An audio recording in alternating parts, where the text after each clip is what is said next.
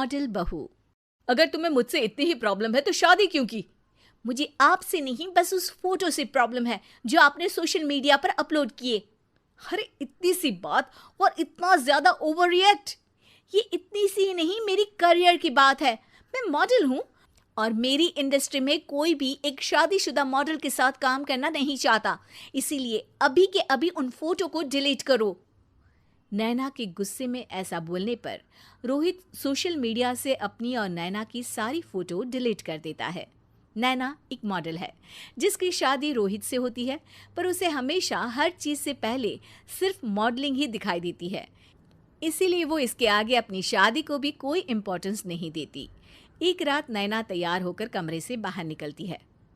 अरे इतनी रात को ऐसे तैयार होकर कहाँ जा रही हो? Night club.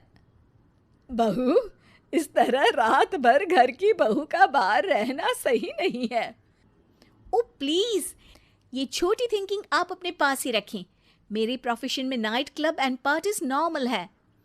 ऐसा बोलकर नैना घर से बाहर निकल जाती है और रात भर पार्टी करने के बाद अगली सुबह घर वापस आती है, जहां उसकी सास सुबह सुबह घर की सफाई कर रही होती है। ओहो मम्मी, आप तो बहुत जल्दी उठ जाती है। चलो अच्छा है, मैं चली सोने। जब पूरी दुनिया के उठने का समय है तब तुम्हें सोना है? भला ये भी कोई घर वापस आने का समय है? नॉट अगेन मॉम, मैं आप और आपकी इन बातों से टायर्ड हो गई हूँ।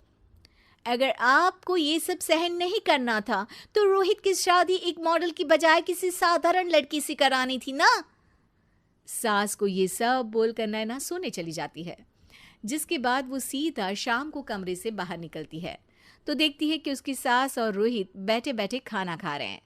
नैना भी उन्हीं के साथ डाइनिंग टेबल पर जाकर बैठ जाती है, जहां सारा तेल वाला खाना देखकर वो गुस्से में भड़क जाती है। ये सब क्या है मॉम? आपको पता है ना कि मैं एक मॉडल हूँ और मुझे अपना फिगर मेंटेन करने के लिए हेल्दी फूड ही खाना होता है, नॉट लाइक यू।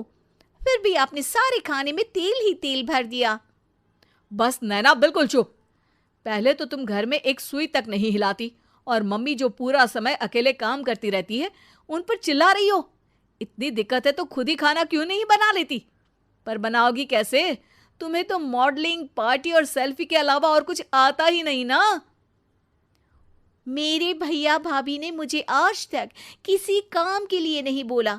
मैंने जब जो मांगा वो मिला और इन्हें देखो, खाने के नाम पर कितनी बातें सुना दी।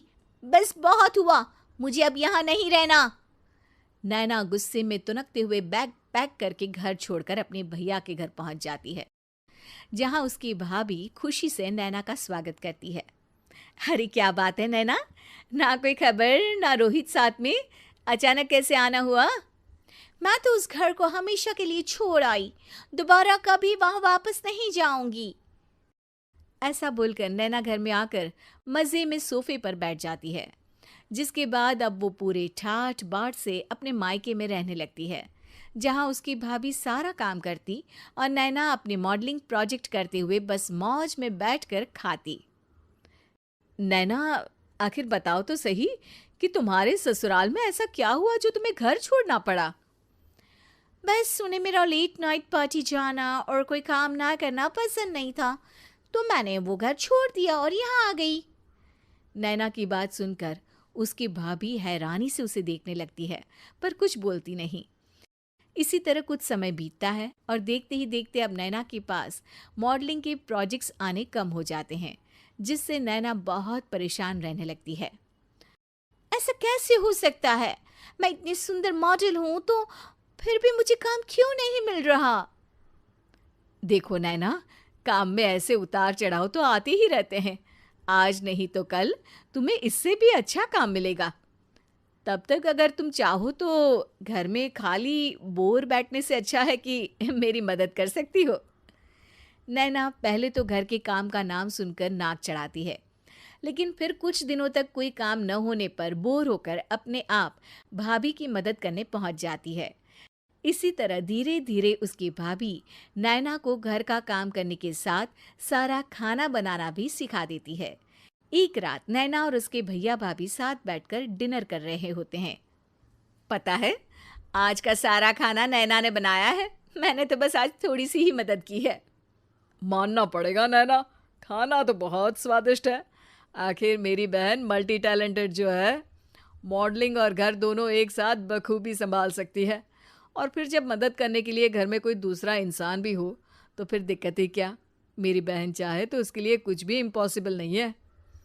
भैया की बात सुनकर नैना को अपनी सास और रोहित की याद आ जाती है।